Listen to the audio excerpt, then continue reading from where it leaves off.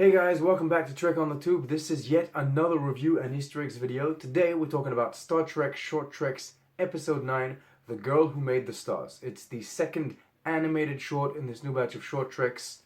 Let's jump right in. I like it. I do. Yeah, I think it's cute. There's nothing groundbreaking in its storytelling or animation style, but it still is a nice little tale that managed to capture my imagination. I admit my engagement was diminished somewhat upon rewatch, but that might simply be due to the bedtime nature of the story. I don't know, I couldn't tell you. Now I know there's a few people out there that aren't too pleased with this very spiritual, dare I say, folktale approach to Star Trek. I mean, the short is basically fantasy in its genre, with the only science fiction element being the space creature's ship. But it didn't bother me in the slightest because, well, it's a bedtime story. It's not meant to be factual or make sense. The short even takes the time to put a child in bed and have her listen to her father so that there's no confusion possible. Hey, look, maybe it's a story that's been told and retold for generations in the Burnham family, changed over time, interpreted in different ways, used in different ways. I mean, it is based on a real African folktale, but the existence of this tale doesn't mean that these events actually happened on Earth so many years ago, in the real world, or in the Star Trek universe. So I don't really know what all the fuss is about. It's not like this folktale contradicts, human history.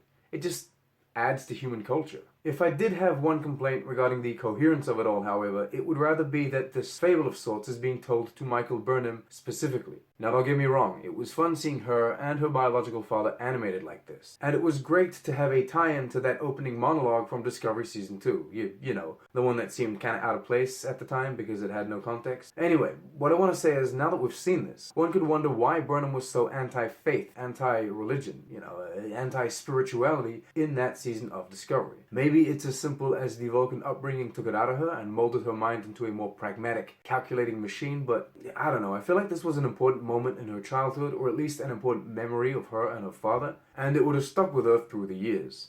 I would also like to say that Michael Burnham, as a child having a plush toy tardigrade, felt, I don't know, it's a nice Easter egg, I guess, but it did feel a little forced. Anyway, as I said earlier, the animation style and quality aren't exactly excellent. It all looks a bit like a cheap video game cutscene, if I'm honest. Though there are some absolutely beautiful, stunning shots, the final one in particular. It's just that some of the movements aren't necessarily fluid, especially the mouths on the faces, and some of the surfaces lacked detail. Also, putting the tale itself aside, I found most of the dialogue to be a bit, I don't know, mediocre. The voice acting was good, but the little interruptions they did during the story weren't always welcome. I guess they felt tagged on or unnatural to some extent. I mean, we could have done without them and the tale would have been just fine. So there you go. It's far from perfect, but it's nonetheless a cute story that adds just a little more detail to both Burnham's past and human culture in the world of Star Trek. We now move on to the very few Easter eggs or references this episode had to offer.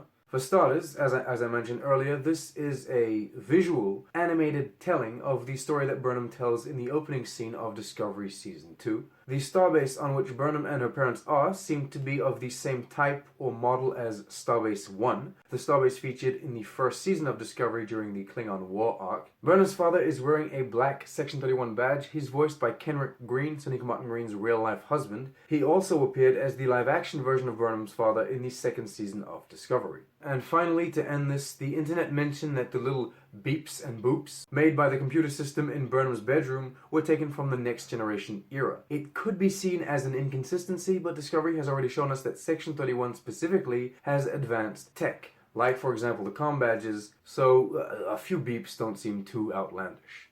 Alright, that's it. It's a short video, there's not too many Easter eggs, and my review is pretty straightforward. That's it. Thank you so much for watching. Remember to like, subscribe, share with your friends, become a patron, and support this channel if you want. And yeah, live long and prosper.